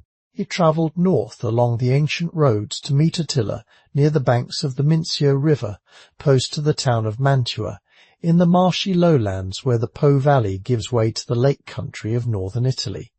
It was one of the most remarkable encounters in the history of the ancient world. A priest, carrying no weapons, backed by no army, riding out to negotiate with the man whose forces had just laid waste to half of Italy. What happened at that meeting is, 15 centuries later, still a matter of unresolved historical debate. The facts that we can establish with confidence are remarkably few. Leo and Attila met. A negotiation of some kind took place. Afterward, Attila withdrew his army from Italy entirely and returned north across the Alps. He did not march on Rome. He did not sack the city. He turned around and left. Christian tradition transformed the encounter into a miracle. The story grew and embellished itself over the following centuries until it reached its most famous visual expression in Raphael's fresco of the early 1500s, where the saints Peter and Paul appear in the sky above Pope Leo, brandishing flaming swords and terrifying Attila into panicked retreat. The theological message was unmistakable. Divine power had intervened personally to save the seat of Christianity from the barbarian horde. God had spoken, and the scourge of God had obeyed. The historical reality was almost certainly more complicated and far more revealing than the miracle story. Multiple factors appear to have contributed to Attila's decision to withdraw. Disease had broken out among his troops during the Italian summer. Malaria and dysentery were endemic in the marshy lowlands of the Po Valley, and an army living off the land in that humid, stagnant landscape was intensely vulnerable to epidemic illness. Supply was also a growing problem. Months of campaigning through northern Italy had exhausted the available food and forage. The army was far from its logistical base and facing the prospect of starvation if it pushed further south into the increasingly barren Italian countryside. There was also a military development from an unexpected direction. While Attila was occupied in Italy, an Eastern Roman force had crossed the Danube and launched raids into the Hunnic heartland. The attacks targeted the territories and peoples that formed the core of Attila's power base and threatened to destabilize his empire from behind while he was committed thousands of miles to the southwest. And Leo himself was no naive holy man walking into a negotiation with nothing but faith. He almost certainly brought an offer of tribute, gold, or the promise of gold, or some arrangement regarding Honoria that gave Attila sufficient diplomatic cover to frame his withdrawal as a negotiated settlement rather than a retreat. Leo was a gifted diplomatist, and he understood instinctively that a ruler who had built his career on extracting concessions was more likely to accept a generous payment than to risk the diminishing returns of a deeper campaign. But here is the truth that matters more than any tactical consideration. Regardless of why Attila turned back, the bare fact of the encounter tells the story this entire documentary has been building toward. When the most dangerous army in the world marched on Rome, the Roman Empire could not send a single soldier to stop it. Instead, it sent a priest carrying gold, asking a barbarian for mercy. Rome survived that summer not because of Roman strength, Roman courage, or Roman military genius. It survived because Attila chose to leave. Attila turned his horse and rode north. Rome still stood. But everyone who witnessed that summer, the Pope, the Senate, the people cowering behind their walls, understood something that could never be unlearned. They were alive because a man from the steppe had decided to let them live. In the year 453, Attila took another wife. He had been married multiple times already. Polygamy was practiced widely among the Hunnic ruling class, and Attila's marriages served as political alliances as much as personal unions. Each wife represented a connection to a different clan, a different faction, a different network of loyalty within the vast confederation he ruled. The number of his wives and children is not recorded precisely in any surviving source, though Priscus and other writers make clear that his household was large and his offspring numerous. But this marriage was different. It was, by all accounts, a celebration, not just a diplomatic arrangement, but an occasion of genuine festivity. The bride was a young woman named Ildico, possibly of Germanic origin, though the sources tell us almost nothing about her background or her family. The wedding feast was held at Attila's court on the Hungarian plain, and it was an extravagant affair. The man who normally ate from a wooden plate and drank from a wooden cup permitted himself to celebrate on this occasion. There was music, feasting, drinking, and the kind of sustained revelry that could last well into the small hours of the morning. Attila retired to his chambers with Ildico at the end of the night. He did not emerge the following morning. His attendants waited through the early hours, then grew uneasy as the morning lengthened. It was not like Attila to sleep past dawn. They called out. There was no answer from behind the door, no sound of movement. The silence stretched on until the attendants could bear it no longer. They broke down the door. Attila was dead. He lay on his back in the bed, and a great pool of what appeared to be his own blood had spread beneath him, the result of a massive nasal hemorrhage. Ildico was found beside him weeping, her face swollen with tears. There were no signs of violence, no evidence of poison, no indication of any wound inflicted by another hand. The most powerful man between the Atlantic and the Black Sea had died in his sleep, suffocated by his own bleeding while unconscious and intoxicated. The most likely medical explanation is a severe hemorrhage, possibly from a ruptured artery in the esophagus or the nasal passage, a condition that could have been building for years and was likely aggravated by decades of heavy drinking at the endless feasts that defined court life on the steppe. Jordanes describes the scene plainly. Some later writers whispered that Ildico had poisoned or smothered him, but the weight of evidence points to a natural death, sudden, inglorious, and profoundly ordinary. There is something almost unbearable about the contrast. This was the man who had humbled two empires, extracted more gold from Constantinople than any ruler before him, marched to the gates of Rome, and forced the Eternal City to beg for survival. He had survived assassination conspiracies, battlefield stalemates, and the internal politics of a multi-ethnic empire held together by the force of his personality alone, and he died in bed, on his wedding night. From a nosebleed, the most powerful man in the world was gone, not taken by an army, or a rival, or the assassin's blade that Rome had once tried to send. Taken by his own body on what should have been a night of joy, and by morning the empire he had constructed from nothing but fear and will had already begun to die with him. The morning that followed Attila's death was unlike anything recorded in the ancient world. The Huns marked the passing of their greatest ruler with a ritual they called a strava, a funeral feast combining grief and celebration, sorrow and fierce defiance in equal measure. Hunnic warriors rode in slow, deliberate circles around the tent where Attila's body lay, singing funeral dirges that praised his conquests and lamented his absence from the world. These were not quiet, private songs. They were public declarations of loss, chanted by men on horseback, their voices carrying across the open plain. Then, in a gesture that shocked the Roman envoys and writers who later recorded it, the warriors drew their swords and cut their own faces, long, deliberate slashes across their cheeks and foreheads. The greatest warrior in their history, they declared, would not be mourned with the tears of women.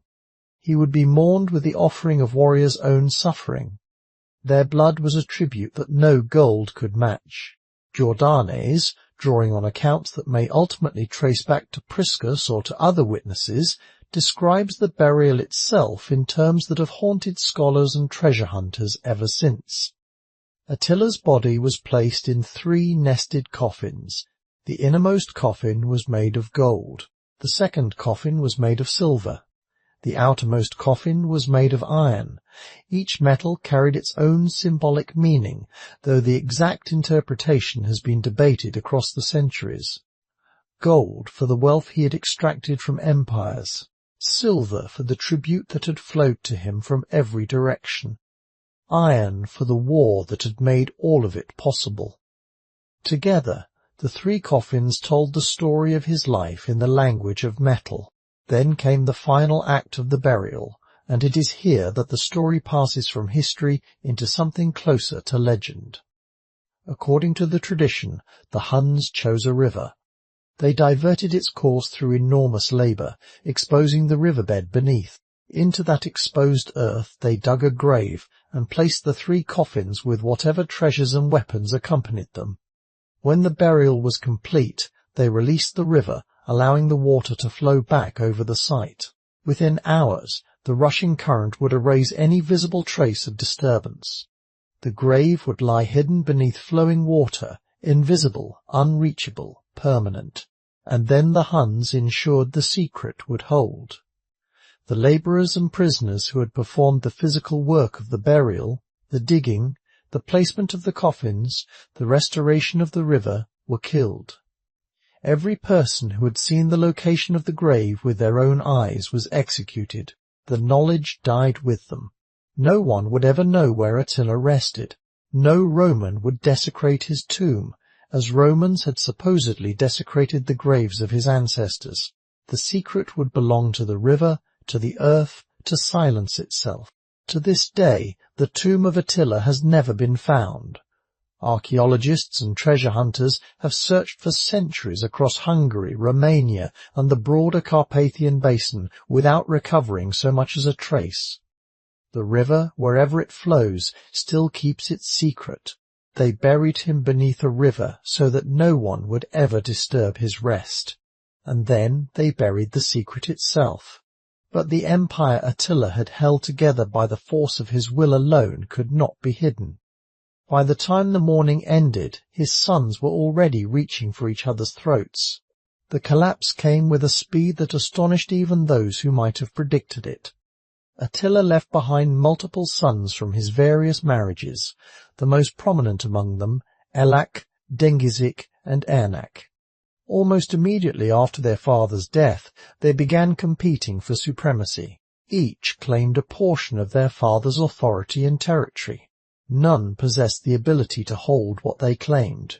The problem was not personal inadequacy, though the sons clearly lacked their father's extraordinary combination of strategic intelligence and personal charisma. The problem was structural. Attila's empire had been built on the personal loyalty of dozens of subject peoples to one man: the Ostrogoths, the Gepids, the Rugians, the Heruli, the Scyrians, and all the other groups that had fought and served under Attila's banner had done so because he was Attila. Because his military genius had been proven in campaign after campaign, because his capacity for both generous reward and brutal punishment was absolute and unquestioned, because he had demonstrated year after year that following him was more profitable and far less dangerous than opposing him. None of his sons could make those claims. They had inherited territories and royal titles, but not the personal reputation that had given those titles their weight.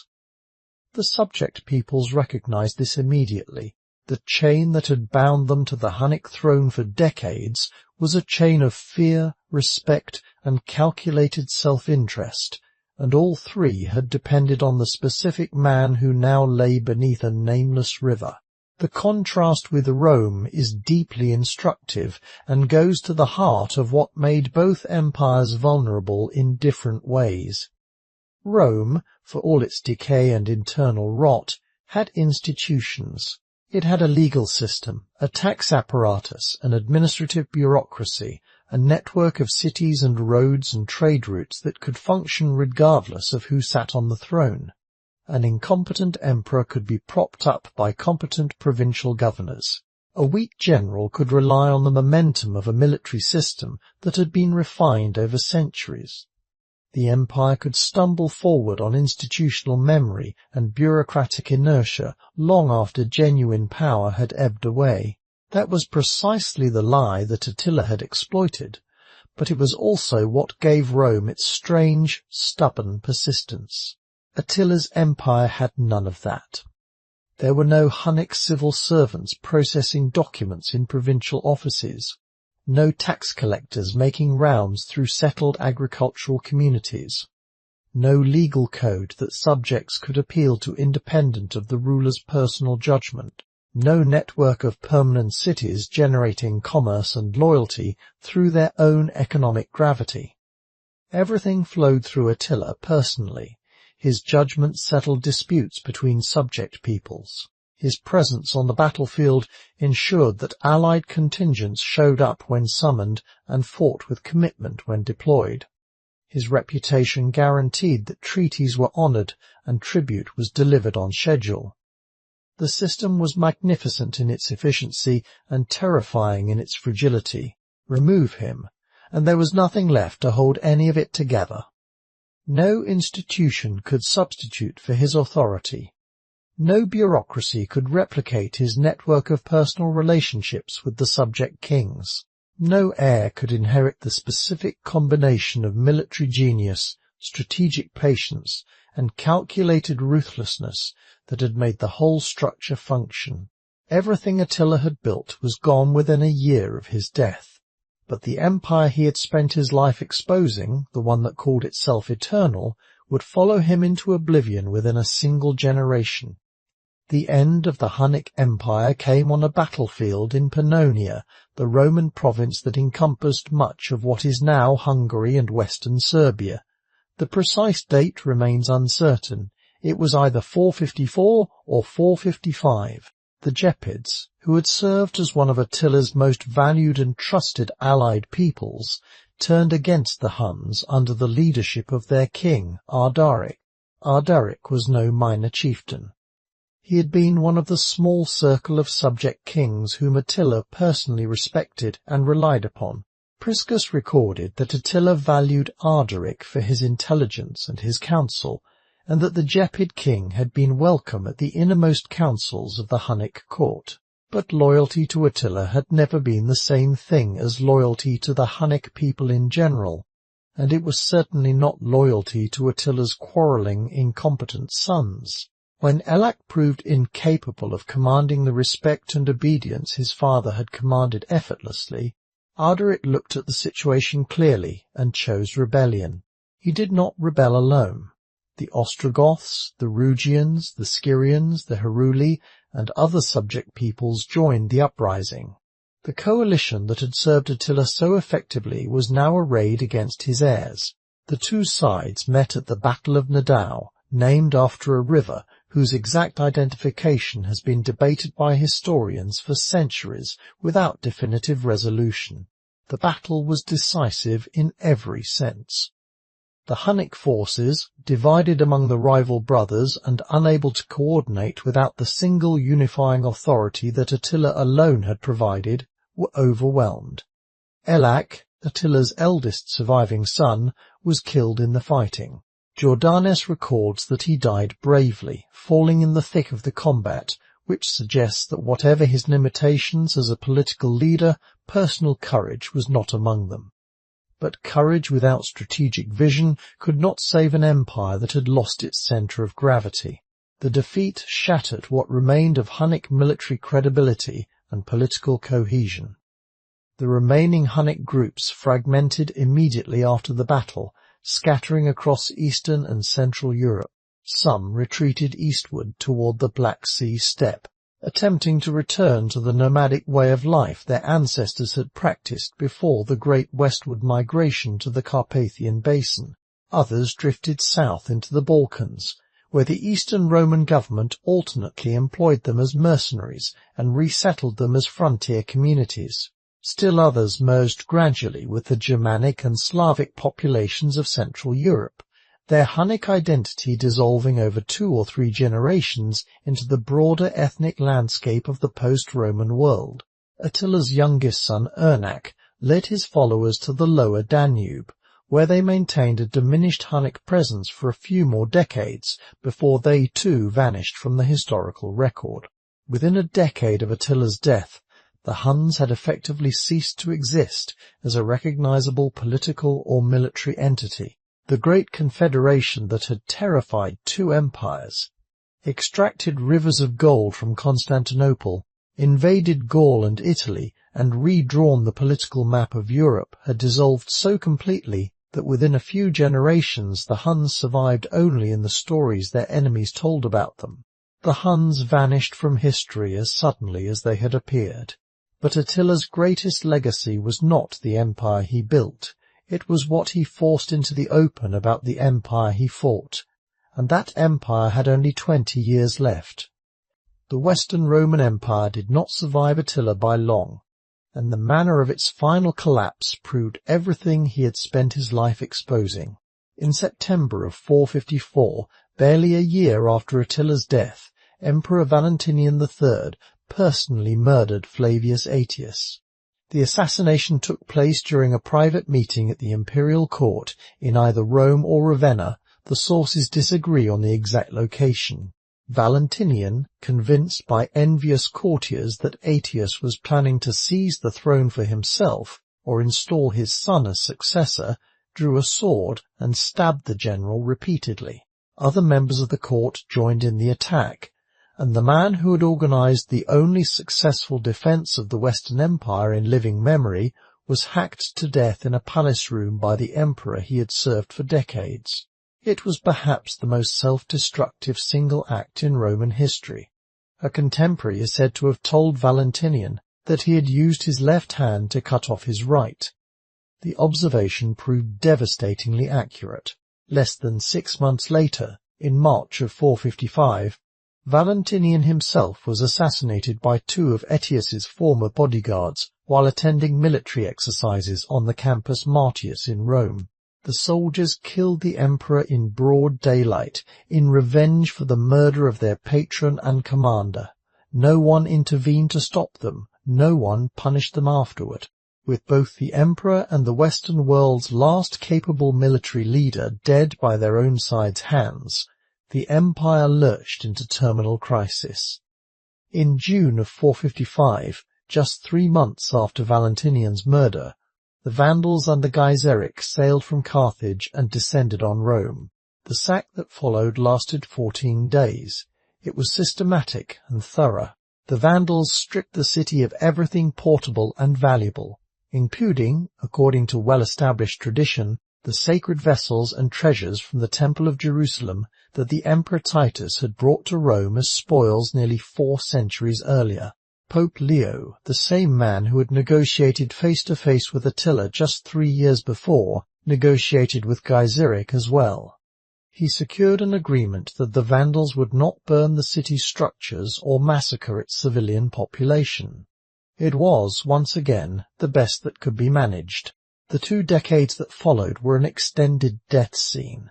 Emperors came and went with bewildering speed, most of them puppets installed by one Germanic general and removed by the next. The provinces that had once generated the wealth that sustained the Western Empire were gone beyond recovery. Britain had been abandoned. Gaul was divided among Frankish, Visigothic, and Burgundian kingdoms. Spain was under Visigothic control. North Africa belonged to the Vandals. The tax base had evaporated. The armies had dissolved. The Senate continued to meet, but its deliberations were meaningless gestures performed in an empty theatre. In 476, a Germanic chieftain named Odoacer deposed the last Western Roman emperor, a teenager named Romulus Augustulus, and sent the imperial insignia eastward to Constantinople. The boy's name was itself a bitter irony. Romulus had founded Rome, Augustus had built the empire, and the child who bore both their names presided over its extinction. Rome did not fall to any barbarian, not to Attila, not to Gaiseric, not to Odoacer.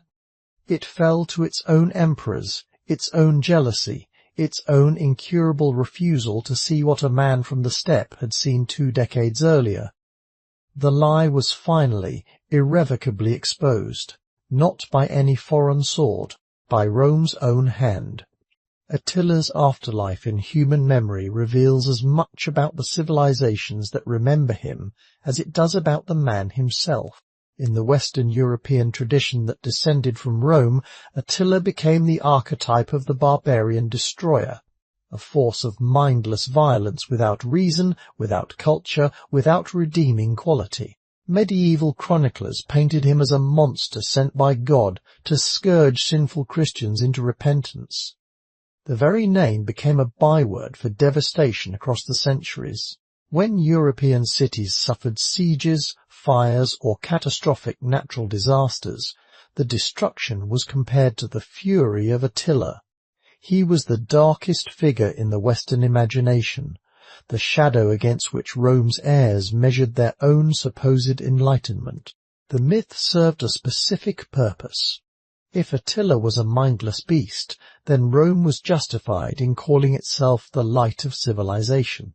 If the Huns were pure savagery, then the story Rome told about the boundary between civilization and barbarism was validated. The demonization of Attila was not just history.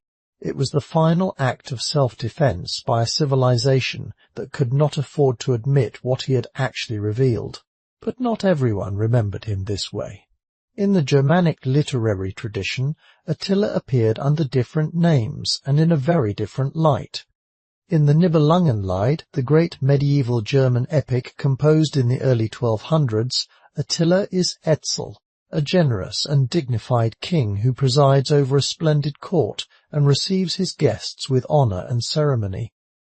The Nibelungenlied was written within the very culture that the Roman narrative was supposed to protect, and yet its portrayal of Attila carries none of Rome's hatred. In Hungarian tradition, the divergence is even more striking. Hungary's national origin stories trace the founding of the nation to the Hunnic migrations, and Attila is honored as an ancestor, a hero, and a symbol of Hungarian strength and identity. The name Attila remains one of the most popular given names in Hungary today. Families name their sons after him. Streets and institutions bear his name. For Hungarians, Attila is not a destroyer. He is a founder, a man whose legacy lives in the land itself. The Norse sagas added yet another dimension. In the Volsunga saga and related traditions, Attila appears as Atli. A powerful king, certainly, but ultimately a tragic figure undone by the same forces of greed and treachery that brought down so many of the saga world's great rulers. The Norse made him human, where Rome made him a monster. This fragmentation of memory, demonized in the West and honored in the East, is not an accident of literary history. It is the final proof of the lie Attila exposed during his lifetime. The civilizations that inherited Rome's self-image needed him to be a savage because the alternative was intolerable. The alternative was admitting that a man from beyond the borders had understood the empire more clearly than those who lived inside it. The cultures that had no stake in sustaining Rome's mythology were free to remember Attila as he actually was. Brilliant, ruthless, disciplined, and far more strategically sophisticated than the empire that dismissed him as a barbarian. For 15 centuries the West called him a savage to avoid facing what he proved. But the evidence was always there. In the treaties, in the tribute gold, in the assassination plots, in the cities that fell not to Hunnic arrows but to Roman neglect. And the question that opened this story can now, at last, be answered. How did a man Rome called a barbarian expose the greatest lie in the ancient world? Not by destroying Rome. That is the part the histories always get wrong. Attila did not bring down the empire. He did not need to. All he did, over the course of 2 relentless decades, was push against the walls. Methodically. Precisely. Persistently. Until the world could see what was behind them. And what was behind them was nothing. The tribute system proved that Rome's sovereignty was for sale. The Treaty of Margus, the humiliation of Constantinople, the annual shipments of gold crossing the Danube northward year after year, all of it demonstrated that the empire would rather pay a man it called a barbarian than fight him, not out of generosity, not out of a civilized preference for negotiation over war, out of weakness. Out of the knowledge that its armies could no longer win, that its borders could no longer hold, that the only currency it had left to spend was gold. The assassination plot proved that Rome's claim to civilizational superiority was a performance with nothing behind it. Constantinople sent murderers disguised as diplomats to the court of a man who discovered the conspiracy and responded by receiving those same diplomats as honored guests, feeding them at his table and sending them home alive to carry the shame back to the emperor who had ordered them to kill. The empire that called itself the guardian of law and morality had attempted an act that violated every principle it professed to embody. And the man it called uncivilized had answered with more restraint and more dignity than the Christian emperor could manage. The Catalonian plains proved that Rome could no longer defend itself. The army that fought in Gaul in 451 was assembled from Visigoths, Alans, Burgundians, Franks, and whatever scraps of the Roman military Aetius could gather. It was commanded by a man who had been raised among the Huns. The victory, such as it was, belonged to barbarian soldiers fighting under a half-barbarian general in defense of a state that could not muster its own forces. If this was civilization defending itself, the word had lost its meaning, and the meeting with Leo proved the final, inescapable truth. When the most feared army in the ancient world marched on Rome, the empire sent a priest, not a legion, not a fleet, not a general at the head of armored cavalry. A priest carrying gold, asking for mercy. Rome survived that summer because Attila chose to leave. The decision was entirely his, not theirs. 23 years after Attila's death, the Western Roman Empire ceased to exist. Not in fire, not in a great final battle, but in the quiet handing over of imperial insignia by a teenage emperor to a Germanic chieftain, while the Senate watched in silence. The story Rome had told the world for 1,000 years was over, and the man from the steppe had seen the ending coming before anyone else. Empires do not fall because barbarians arrive at the gates. They fall because they have been lying to themselves for so long that when someone finally tests the walls, there is nothing behind them. Attila knew this. Rome did not. And 15 centuries later, the world still has not decided which lesson matters more: the fall or the lie that made it inevitable. If this story stayed with you, consider subscribing to The Long Shadow. We explore the lives that continue shaping the world we live in. And I am curious, what part of Attila's story changed how you see him? Let me know in the comments.